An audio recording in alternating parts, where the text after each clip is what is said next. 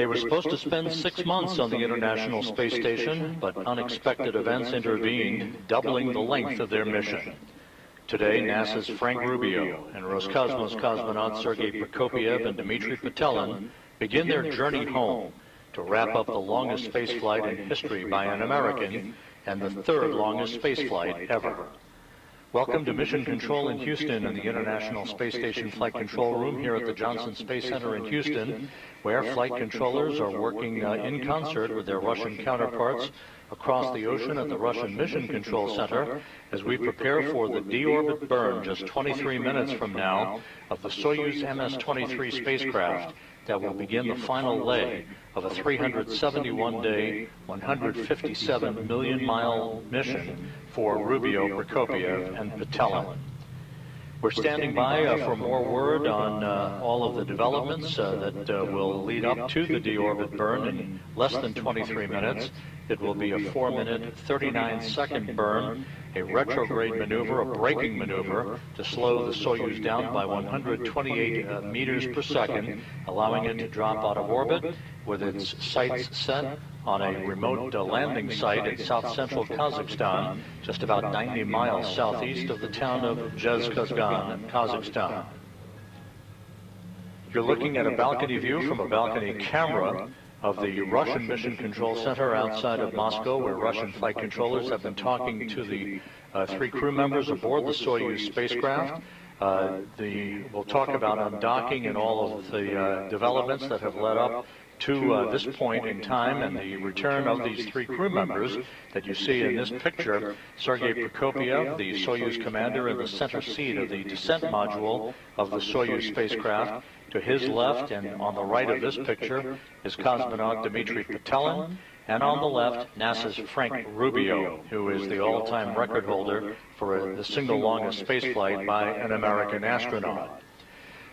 At the time of landing that is coming up at 6:17 a.m. Central Time, 7:17 a.m. Eastern Time, this trio will have accrued 371 days in space, completing 5,936 orbits of the Earth, and as we mentioned, a mission spanning 157.4 million miles, roughly the equivalent of 328 round trips to the Moon and back. Sergey Prokopyev, in this his second flight into space, will have accumulated 568 days in space, putting him 12th on the all-time list for most days in space by a human. Petelin and Rubio, of course, wrapping up their first mission in space and again aboard the International Space Station. Some 5.5 hours ago, the crew members departing the International Space Station gathered in the Prishal module attached to the multipurpose laboratory module, NAOKA, on the Earth-facing side of the Russian segment of the International Space Station to bid a final farewell to Rubio, Prokopyev, and Petelin that you see in the background at the hatchway to their Soyuz spacecraft. The 10 crew members that was then at that time Expedition 69 gathered for final pictures before the 3 departing crew members floated inside the Soyuz spacecraft and hatches were closed. This hatch closed on the station side of the docking interface between the Soyuz and the International Space Station, followed a few minutes later by the closing of the hatch on the Soyuz side. There were leak checks conducted. The 3 crew members donned their Sokol launch and entry suits, conducted leak checks on those suits, and they were all set to depart the International Space Station. Communications and systems checks were also conducted with the Soyuz crew on board the MS-23 spacecraft before the undocking occurred.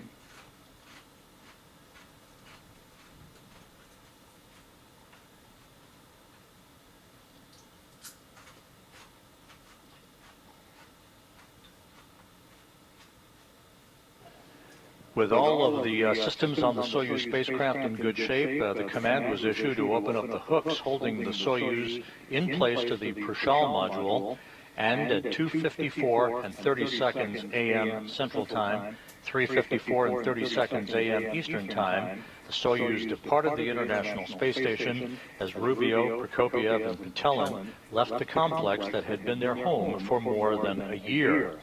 Within minutes after the undocking, Two separation burns were conducted by the Soyuz engines to create an opening rate between the Soyuz and the International Space Station, allowing the Soyuz to move to a distance of some 24 miles away from the station where it currently resides, waiting for the final deorbit burn that is scheduled coming up at 5:24 and 9 seconds a.m. Central Time, 6:24 and 9 seconds a.m. Eastern Time.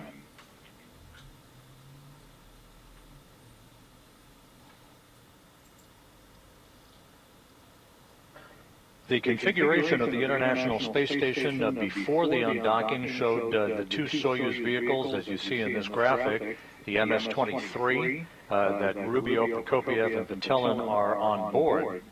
The MS-24 spacecraft that was parked alongside of MS-23 was the vehicle in which Oleg Kononenko, Nikolai Chub, and NASA's Laurel O'Hara launched on back on September 15th.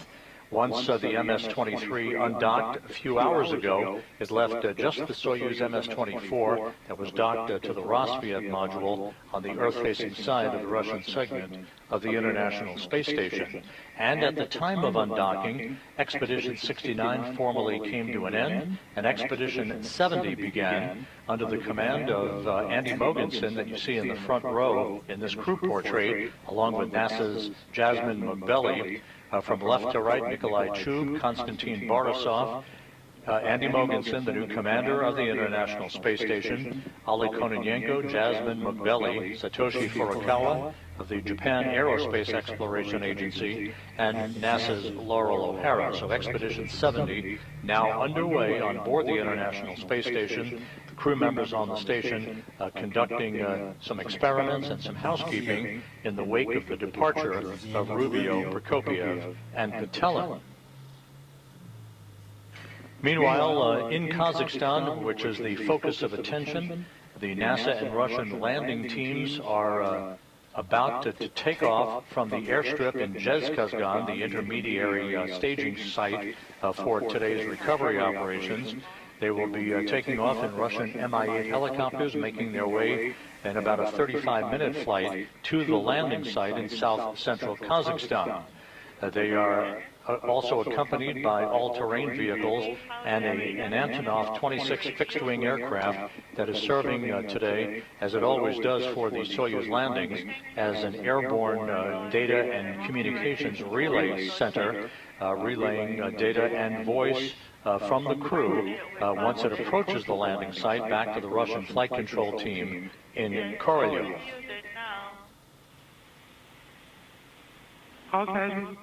And again, in this animation, you'll see the next event. There is the module separation that will occur pyrotechnically.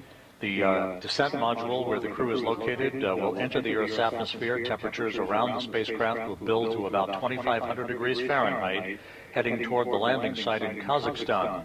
A series of events will deploy a drogue chute and then a main parachute about 15 minutes before touchdown. The chute deployment sequence will occur, setting the stage for the firing of the soft landing engine just about 1 or 2 seconds before touchdown. That is planned to be about 90 miles to the southeast of the town of Zhezkazgan.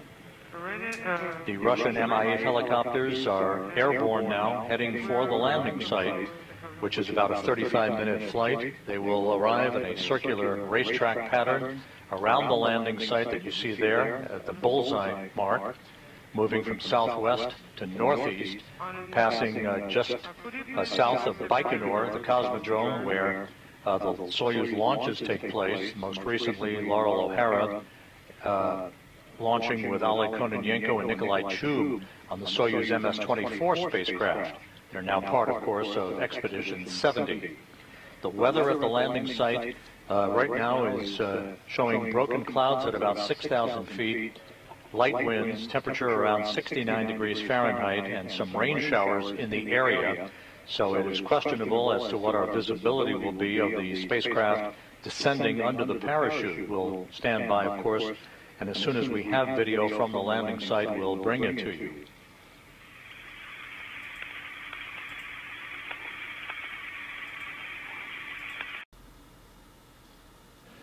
And there's our first view of the Soyuz MS-23 under the chutes. 6 minutes until touchdown. This video is courtesy of Roscosmos.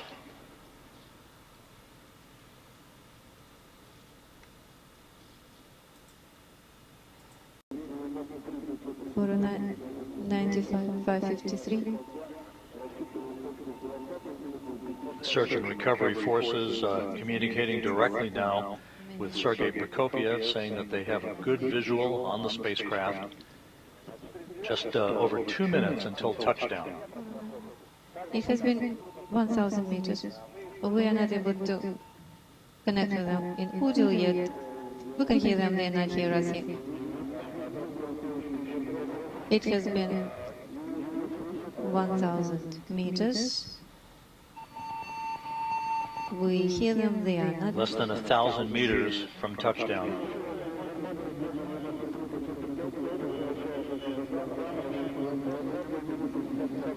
So we are looking for the 20th and 52nd minute.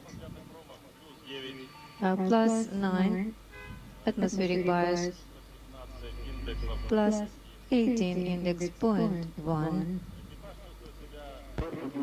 The crew is feeling well. Sergey Prokopyev continuing to provide reports back to the search and recovery forces, indicating that the crew is doing well. Just over a minute until touchdown. The crew is doing well. Let them know. Cosmos 9549. For your information, the object has passed 500 meters and feeling well. 690 is out. Search and recovery helicopters are circling the landing zone. We might see one of those helicopters come into view shortly, as the Soyuz is less than 500 meters off the ground. We have come with the crew and they're feeling well. Prepare, 100 meters to ground. 100 meters to go, the crew being told to brace for touchdown. Object getting close to touchdown. Object Touchdown. Touchdown confirmed at 6:17 a.m. Central Time. Rubio's record ride comes to an end as he, Prokopyev, and Petelin return to Earth after a 371-day, 157-million-mile journey at the International Space Station. The third longest flight ever in human spaceflight history is over with a pinpoint landing on the steppe of Kazakhstan. Out there. Search and recovery here, how do you read?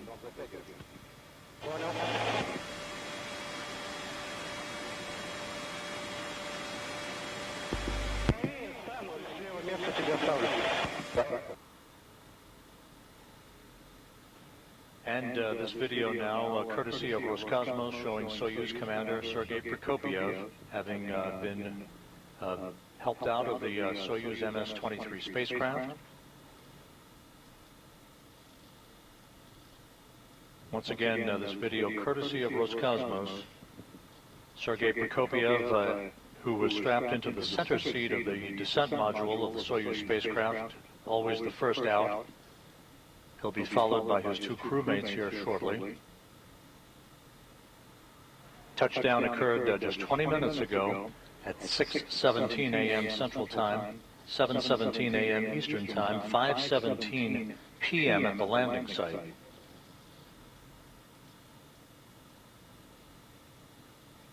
The crew home after 371 days in space, the third longest space flight in history, and of course for Frank Rubio, the longest single space flight by an American astronaut. Did you realize that you're finally on the ground? It's been more than a year. But the result is the main thing. Just perfect, just ideal.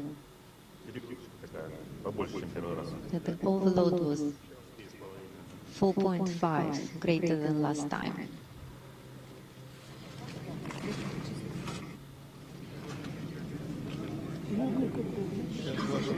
So wet. I'll take care of you. All good.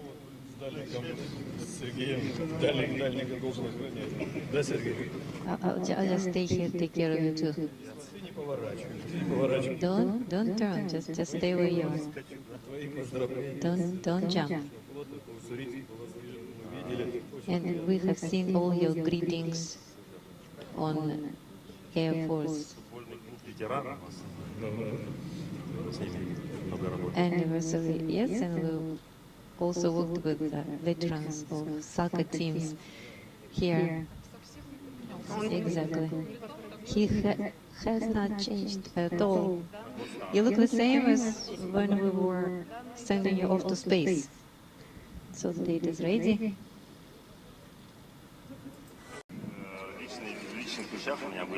And in my personal items, I had all rings and crosses that I took with me. This is something green. I forgot what it feels like.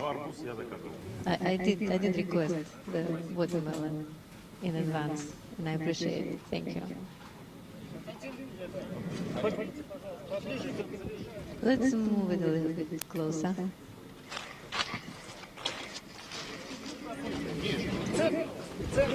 Closer to the center.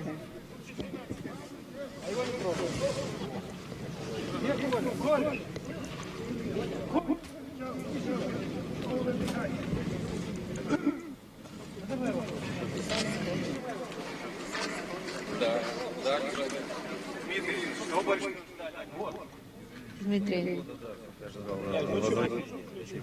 you've been there for a year. Yes, actually, I was expecting to be here half a year before, and we've been waiting impatiently to get back. And it was my first landing. I didn't know what to expect exactly. Today I felt it to the fullest, the loads and gravity. What did you bring to your daughters from space? I brought souvenirs, photos, images that were brought to me by a Progress vehicle. Are you going to follow some experiments right now as you returned as an operator? We are planning constellation Soyuz experiments, that is with a suit and using the arm, but it will depend on physically it's possible. Thank you very much.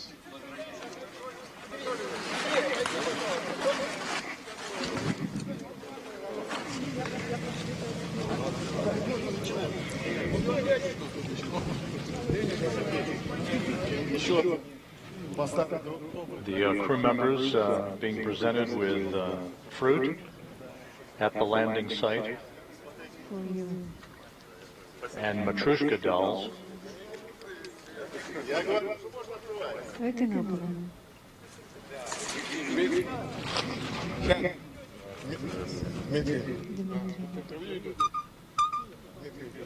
For you.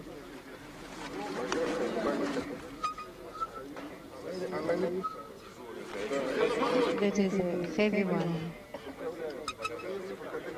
A heavy wooden doll, Matryoshka. Thank you. Greetings to Gustana and friends. Now pilots.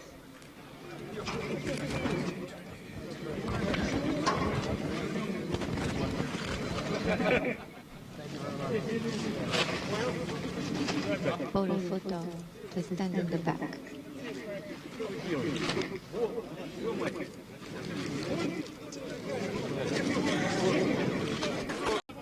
The Soyuz landed 40 minutes ago at 6:17 a.m. Central Time, 7:17 a.m.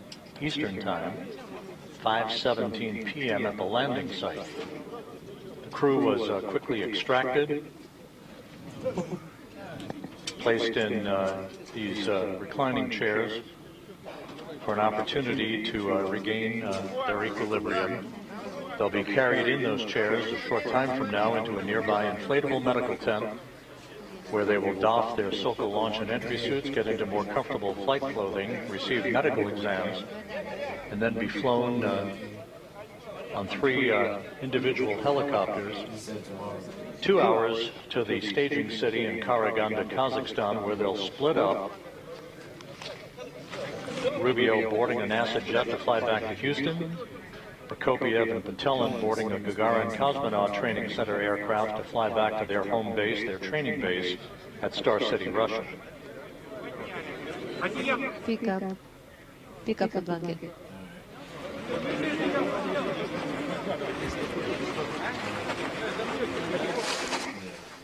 Prokopyev, thumbs up, being moved toward that medical tent.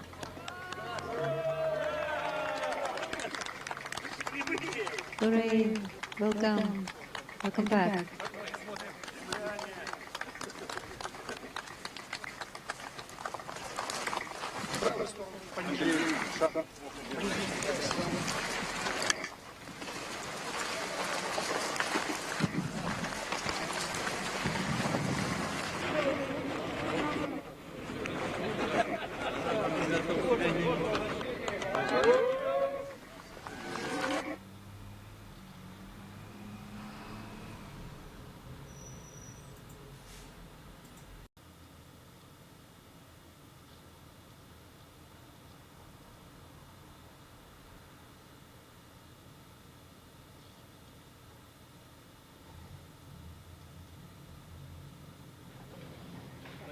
So with that, the 3 crew members being brought into the medical tent at the landing site following their pinpoint touchdown to complete a 371-day, 157 million-mile mission, the longest space flight by an American astronaut, Frank Rubio, the 3rd longest space flight in history.